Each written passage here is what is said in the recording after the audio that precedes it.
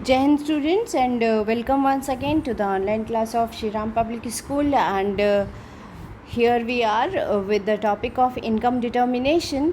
तो income determination क्या होती है वो ध्यान में रखिएगा, बट उससे पहले मैं आपको गुड न्यूज़ दे दूँ। कल सीबीएसई क्लास 12th का रिज़ल्ट अनाउंस हो गया है, जिसमें आपके स्कूल के बच्चों ने बहुत अच्छे मार्क्स लेकर पास किया है एग्ज़ाम को।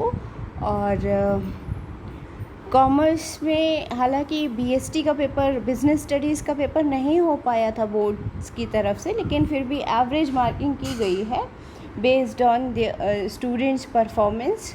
जो भी आपके बाकी एग्ज़ाम्स में परफॉर्मेंस रही है, जैसे आपका हिंदी इंग्लिश हो गया या फिर आपका इकोनॉमिक्स है, तो उनके बेसिस पर आपको एवरेज मार्किंग उन स्टूडेंट्स को कर दी गई है। ठीक है, तो सभी के लिए बहुत अच्छी बात है। एटलीस्ट वो स्टूडेंट्स जो इतने दिन से लटके हुए थे अपने रिज़ल्ट्स को लेकर, एग्ज़ाम्स को लेकर, उनका रिज़ल्ट आ गया है and now they can proceed towards their careers goal. अपनी स्टडीज़ के लिए वो आगे फोकस हो सकते हैं। तो it's a very good news and now we shall move on to the next topic. और नेक्स्ट टॉपिक है हमारा आज का जो टॉपिक है वो है सेविंग फंक्शन शेड्यूल और कर्व।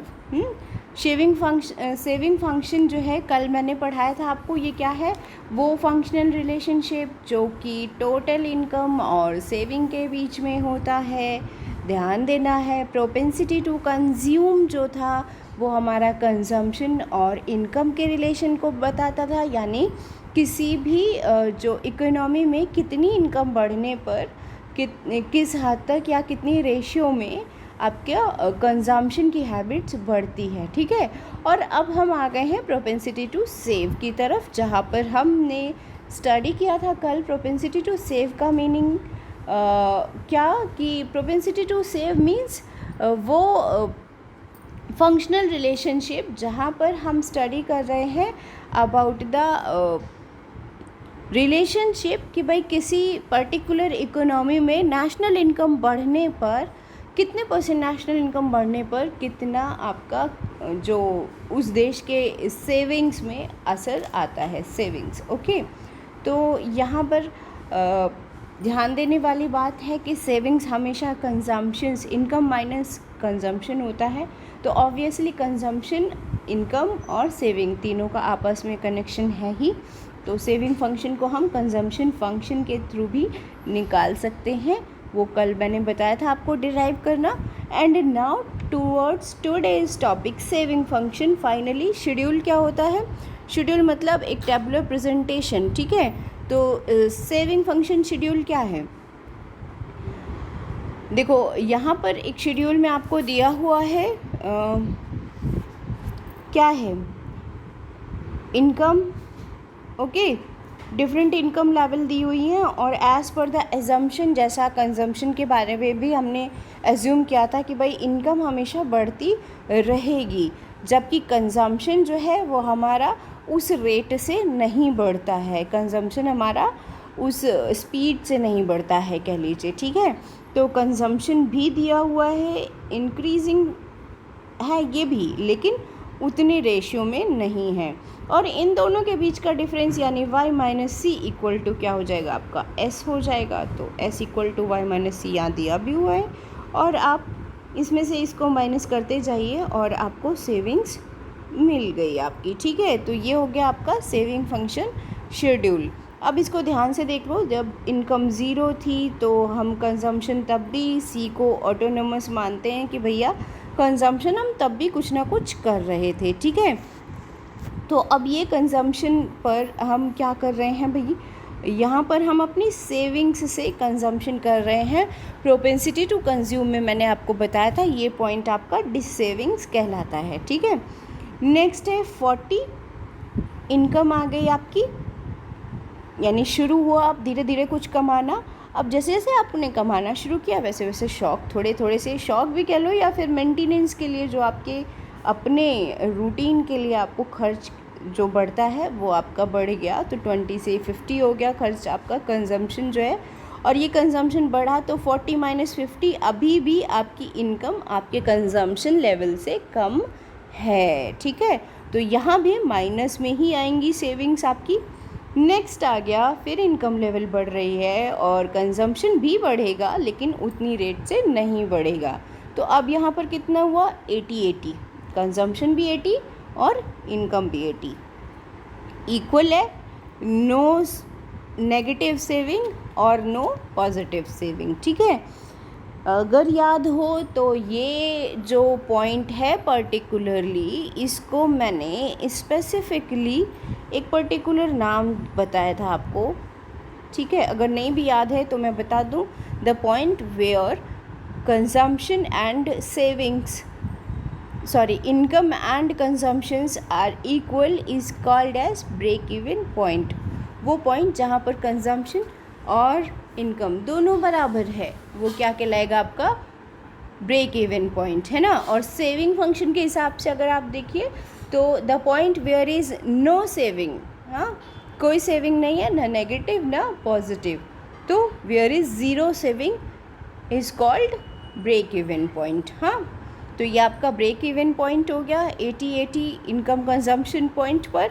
इसके बाद आगे आप आ जाओ, इसके बाद में इनकम फिर बढ़ रही है 120 और कंजम्पशन हो जाएगा 110। अगेन बढ़ा है कंजम्पशन लेकिन उतना नहीं जितना कि इनकम बढ़ी है, तो कंजम्पशन आपका 110, इनकम आपकी 120, 120 माइनस 110 इक्वल टू 10 का आपका पॉजिटिव सेविंग हुई है। आगे अब इस ब्रेक इवन पॉइंट के बाद आपकी पॉजिटिव सेविंग्स शुरू हो जाती हैं। सेम फंक्शन अगर आपको ध्यान हो, ग्राफिकली आप इसमें कंफ्यूज होने की ज़रूरत ही नहीं है कि सेविंग का अलग है या कंजम्पशन का अलग है। आप जो पूरा प्रोसेस है, जो पूरा एनालिसिस है कर्व का, सेम वही है, प्रोपेंसिटी टू कंज्यूम वाला, उसी चीज़ को हमने सेविंग पॉइंट ऑफ व्यू से एनालाइज किया है यहाँ पर। अब ग्राफिकली आप कर्व के तौर पर देख लो, सेविंग्स आपकी नेगेटिव से शुरू हो रही हैं और पॉजिटिव की तरफ जा रही हैं, ठीक है। जब सेविंग्स यानी इनकम यहाँ पर ये रही आपकी, ठीक है। अभी क्या है, इनकम आपकी ज़ीरो थी, तो इनकम ज़ीरो पर कंजम्पशन कितना था, 20 था। आगे धीरे धीरे जैसे जैसे इनकम आपका बढ़ता जा रहा है, हाँ, वैसे वैसे ये जो आपकी सेविंग्स हैं वो क्या होती जा रही हैं, और ज़्यादा बढ़ती जा रही हैं। और जिस पॉइंट पर आपका इनकम और जिस पॉइंट पर आपकी सेविंग्स ज़ीरो हुई, एक्स एक्सिस पर जहाँ पर उन्होंने क्रॉस किया, ठीक है, तो ये क्या हो जाएगा आपका, ऐसे कर लो, तो ये एक्स एक्सिस पर जहाँ पर क्रॉस हुआ, ये एस इक्वल टू क्या हो जाएगा, ज़ीरो। जिस पॉइंट पर सेविंग्स आपकी ज़ीरो हो वो क्या कहलाएगा, ब्रेक इवन पॉइंट, ठीक है। और इसके बाद जितना भी आपकी इनकम बढ़ेगी उतना ही आपकी पॉजिटिव सेविंग्स भी इंक्रीज़ होती जाएंगी एक अच्छे रेशियो में, यानी एक इंक्रीजिंग रेशियो में, ठीक है। यही आपका सेविंग फंक्शन का जो कर्व है वो रिफ्लेक्ट करता है, एनालिसिस आपका यही बताता है, ठीक है।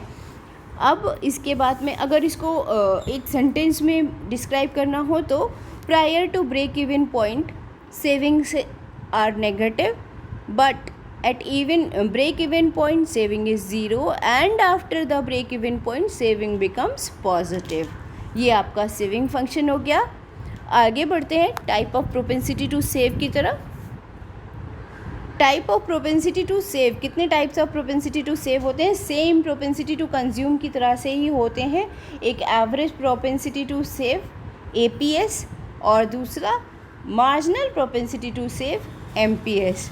और फॉर्मूलाज भी आपके दोनों सिमिलर टाइप ही होंगे। APS क्या है, टोटल सेविंग्स, ठीक है, का ratio as compare to total earning या टोटल इनकम, ठीक है।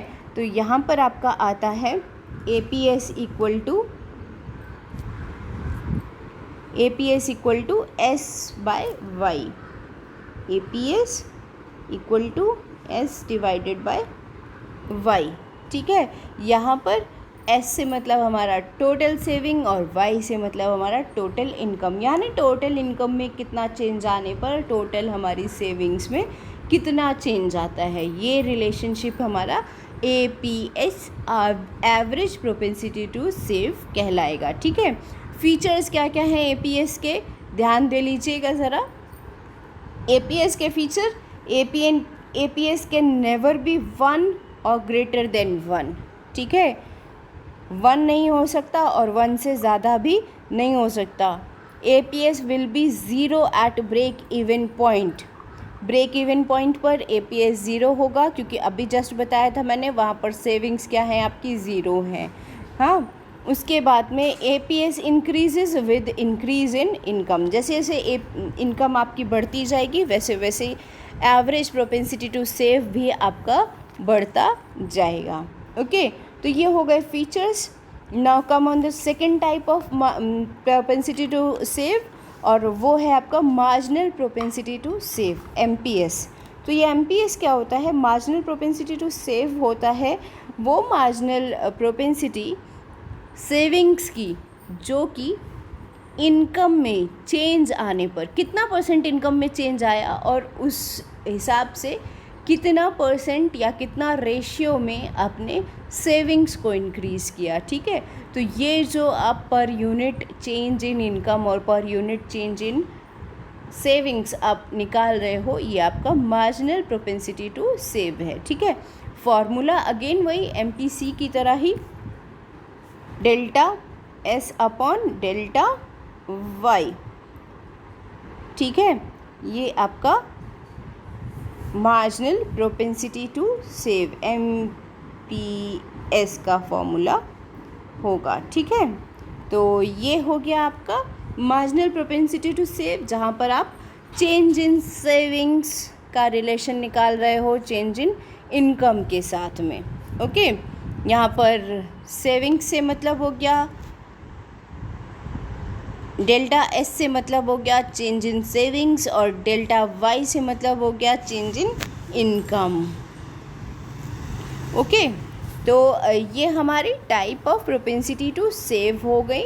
एंड आज का वीडियो मैं यहीं ख़त्म करूँगी, और for tomorrow's video we will discuss about the relationship between marginal propensity to save, marginal propensity to consume, along with average propensity to save और average propensity to consume।